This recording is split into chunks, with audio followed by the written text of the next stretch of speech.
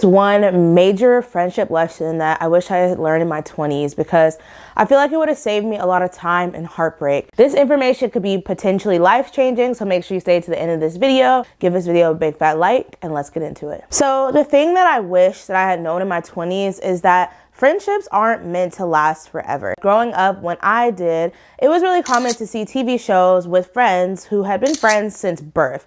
Like literally their parents would raise them together and they would be together and they would get all the way into adulthood and they would still be friends. And so growing up, I had this idea that once I found my friends, I would stick with them and we would be close forever. And I remember one time when I was probably around the age of 17 years old, I asked my mom, how many friends do you have? And she paused for a second. And I know now that she was probably trying to wonder if she should protect my feelings or tell me the truth. She was like, oh, I really don't have that many friends. I was like, why not? Like, you have so many opportunities to like be around people and stuff like that. And she was like, well, I can really count my real friends on one hand. And when you get to my age or like around your mid 20s and 30s, you're going to be able to count all your friends on one hand as well.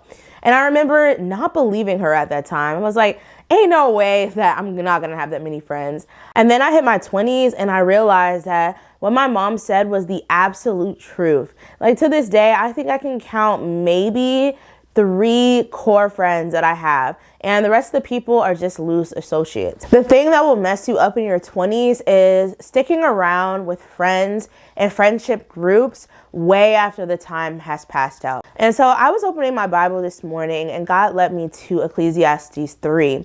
And one part of Ecclesiastes 3 says, God makes everything beautiful in its time. And I think so often we kind of think about that as like, God, waits until his time, and then he gives us what we want, like a car or that relationship that we really want.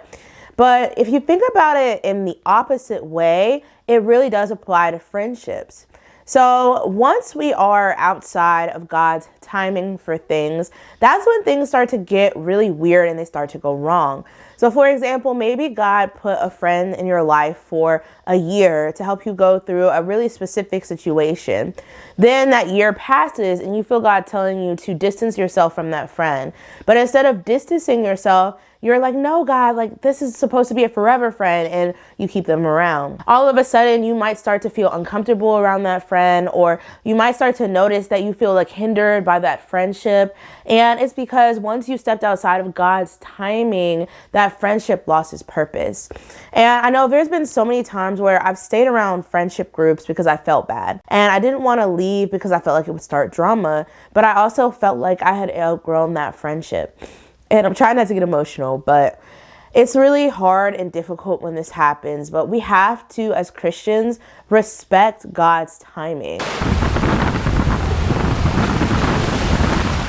Number one is that you're not included in normal group events that you would be included in. And I remember in this video that I made, I'll put it like here so you guys can watch it. I talked about how sometimes when friends get into relationships or they get married, they will disclude their friends that would usually hang out with the friendship group. And I talked about how that can be actually really hurtful to be the person in that situation. So like if you notice that you used to always be invited in the group chats to, the dinner that they have every single year. And then, you stop hearing about those dinners and then you look on social media and you realize that they have a dinner anyway. That's a huge sign that you might be outgrowing that friendship group. And I want to really caution you here because I know that for me, I used to do this thing where if I found out that I wasn't invited to a group event and I felt like I should be invited, I would talk to the party host and be like, hey, I heard you guys are having a party, and I would try to kind of convince them to invite me. And now looking back, I realized that those were situations where I put myself in with people who may not have really wanted me there.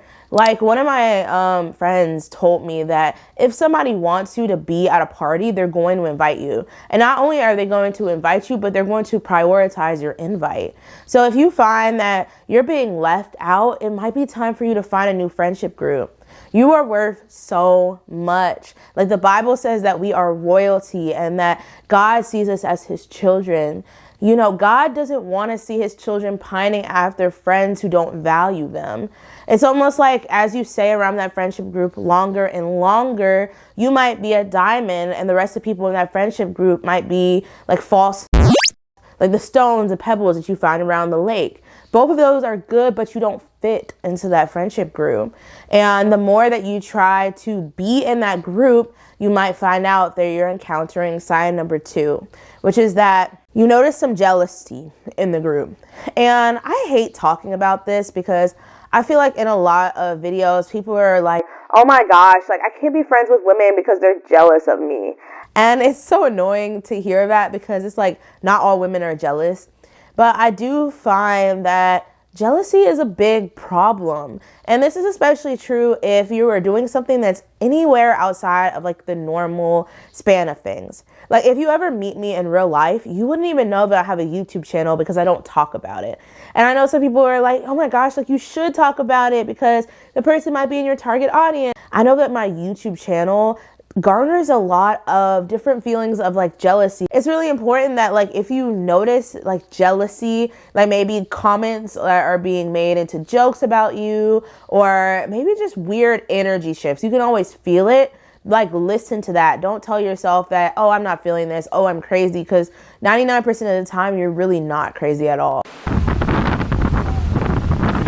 So number 1 is that whenever you message in the group chat, the whole thing goes quiet. If you notice that like you're in a conversation and like everybody's active and they're replying and they're online, and then as soon as you say something, nobody responds and it's basically crickets, then you know that maybe it's time for you to move on from the friendship. This one is really difficult too because sometimes everybody's just busy or the conversation comes to a natural close, but there is a really big difference, and especially if you notice that it doesn't get quiet for everyone else. The next one is if you're being ignored. So this is a little different than the previous one because in this one, everybody will keep texting in the group chat and they'll pretend like you never said anything at all.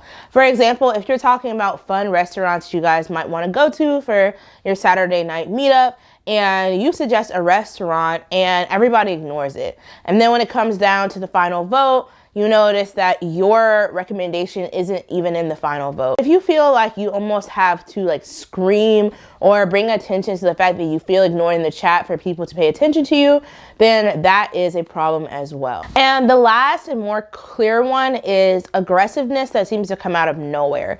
So you know how sometimes people can be aggressive with you and they're just like really nonchalant, and you know that it's an aggressive thing, but maybe they try to gaslight you and say that it's not. Or maybe this person is making a joke in the group chat at your expense and everybody is laughing at it except for you. Like these are the types of behaviors that you have to look for in group chats. Personally, I prefer to text people one-on-one now, especially since I found out that a lot of friend groups have like sub group chats. It just makes it feel a little disingenuous. But if you're in a group chat, you know, watch out for these behaviors. And then here's the big thing about leaving a group chat. So unless there's like a huge blowout where like everything is like really, really bad, it's better to tell the people that you're leaving the group chat and not just leave. Because in the past, I've actually done this, like where I just up and left the group chat and was like, oops, whatever. And it fundamentally changed the friendship. And I was told afterwards that a lot of people were like, oh my gosh, like why did she leave? Like she hates us. If you feel that you outgrew a friendship and you just want to leave the chat, the best thing to do is just to put the chat on like silence to where you're not getting notifications anymore. And then after some time has passed, maybe like 6 months or so, then you can finally remove yourself from the group chat.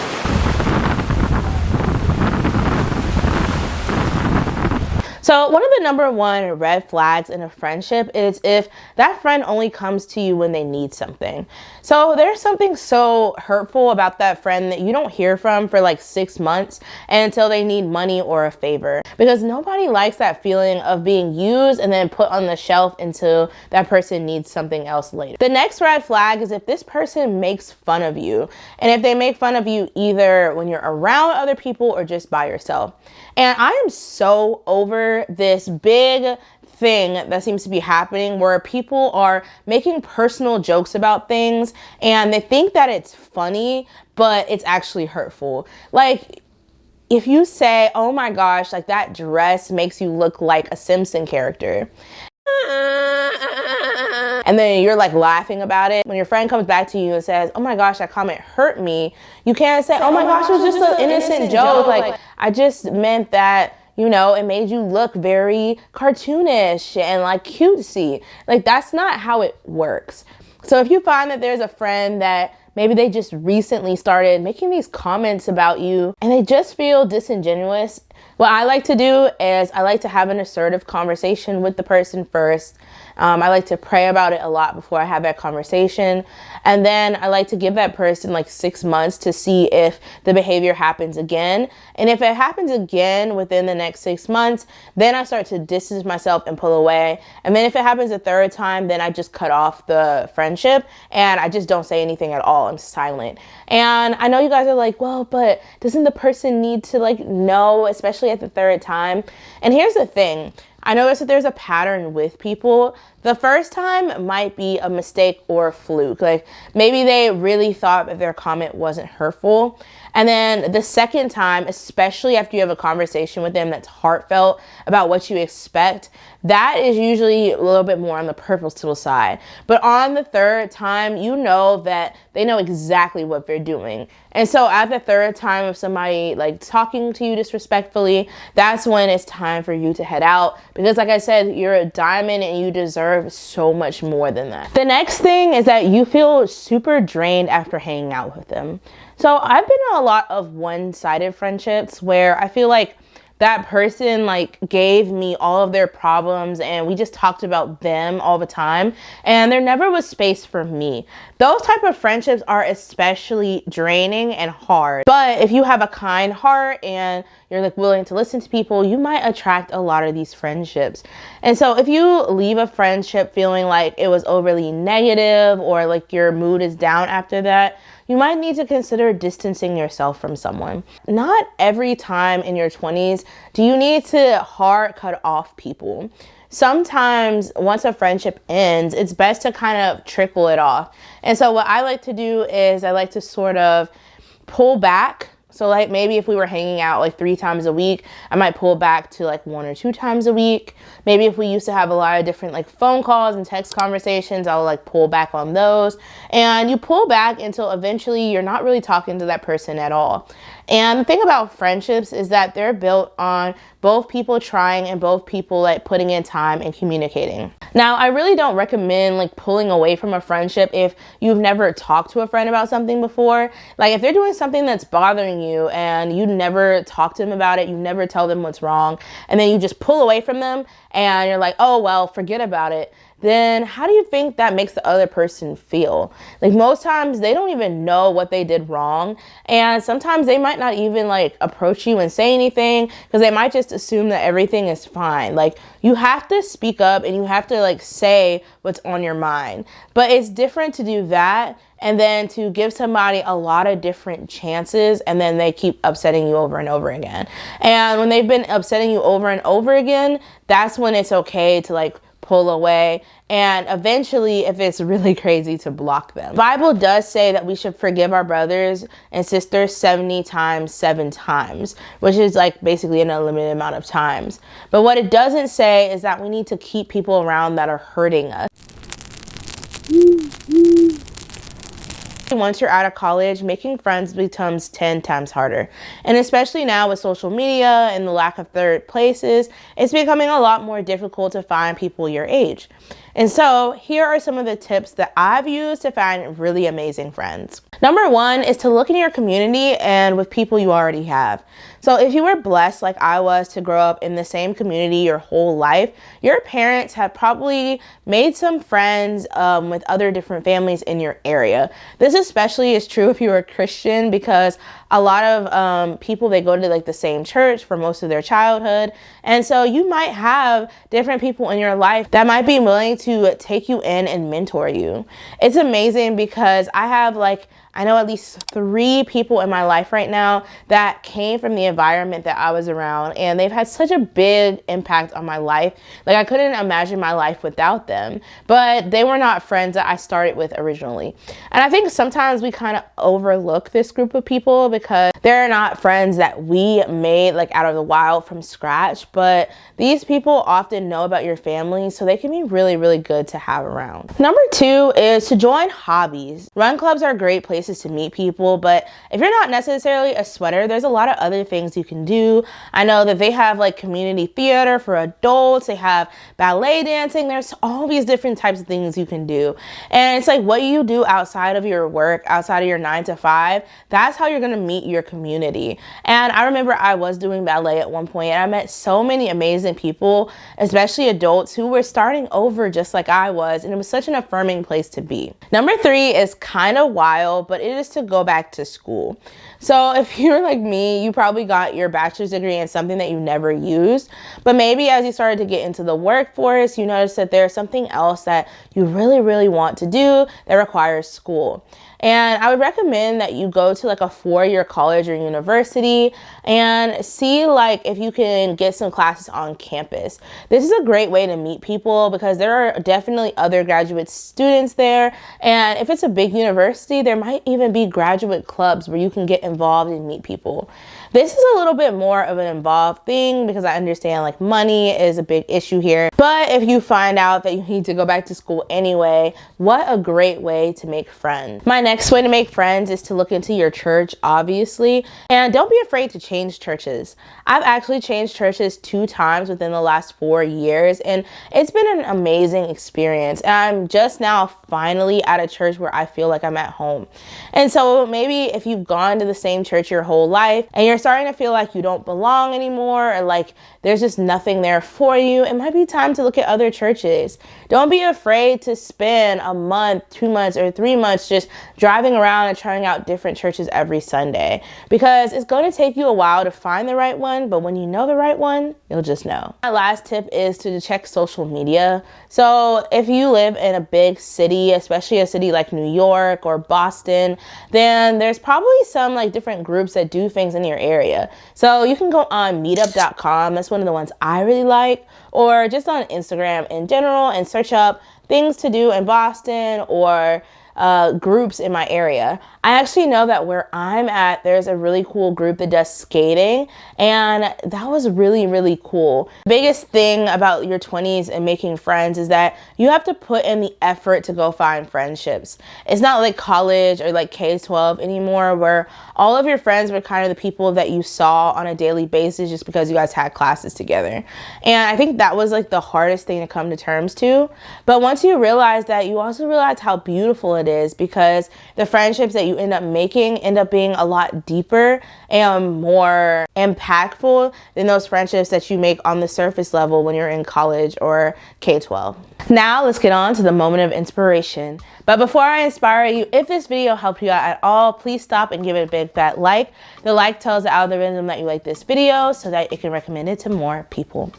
So today's moment of inspiration is going to come from Ephesians, specifically Ephesians 5 verses 11, which says, "Have nothing to do with the fruitless deeds of darkness, but rather expose them." And I also wanted to talk about Jesus because he's our ultimate example. The Bible said that Jesus did not have or know his father or mother. And of course, we know that this is like a theoretical thing, but what the Bible was trying to tell us in both of these verses is that who we hang out with and who we are friends with is so, so important. And in your 20s, that is the time when you're like building your foundation. And if you do your 20s right, you're putting in a lot of work behind the scene with very little results. I like to think of the 20s as like you're scattering seeds, and you might not see growth from those seeds between 3 to 5 years after you plant them. And so you need people in your life who are going to encourage you and speak to you and love you despite the fact that you don't see those seeds that you've planted growing up yet. And I think so often we settle, especially in friendships, because we don't want to be alone. We don't want to have a dry phone. We don't want to be lonely. But the thing is, we get around these people and they make us feel small. And when they make us feel small, sometimes we end up pushing down our purpose and not starting the things that we were supposed to start because we didn't take that time to get around people that would help us out. And this became even more powerful in my 20s when I realized that the reason that I was getting jobs, especially jobs that I liked, was not because of my skills or my resume, but it was because of the people that I knew. Like, you never know if the person sitting across from you could change your life. And so that's why I think it's so important that we pay attention to who we hang around. And I especially love what the Bible says about not being in fellowship with darkness, because maybe we have friends, but these friends are partying and clubbing and drinking. And we might be saying, oh, but I don't party, I don't club, I don't really drink, but I'm hanging around them because they're the friends that I have available. The problem with this is that to every outsider looking in, they don't see you as being any different than the girl who's like blackout drunk and throwing up on the floor.